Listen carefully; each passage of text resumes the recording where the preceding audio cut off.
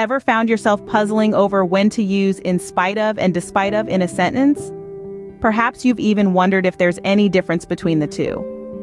Well, you're not alone. These two phrases can indeed be a bit tricky. In spite of and despite of are both used in English to express a contrast or contradiction between two statements. However, their correct usage isn't quite the same.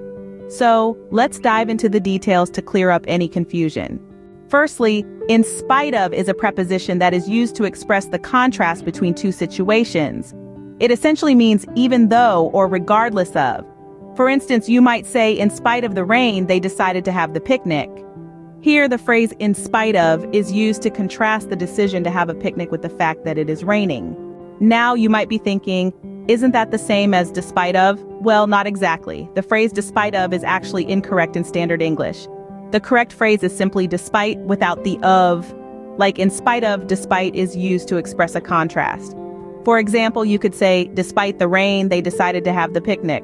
So the main difference between these two phrases is that in spite of is always followed by of, while despite is never followed by of.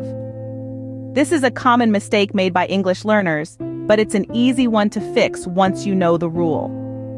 To summarize, in spite of and despite are both used to express a contrast or contradiction. However, in spite of is always followed by of, while despite is never followed by of.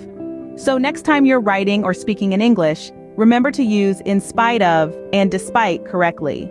You'll sound more fluent and your sentences will be more clear and precise. So there you have it. The mystery of in spite of versus despite is solved. Now you can confidently use these phrases in your own writing and speaking without any second guessing. Remember, language is a powerful tool, and understanding the nuances of English can help you express yourself more effectively and accurately. Happy speaking and writing.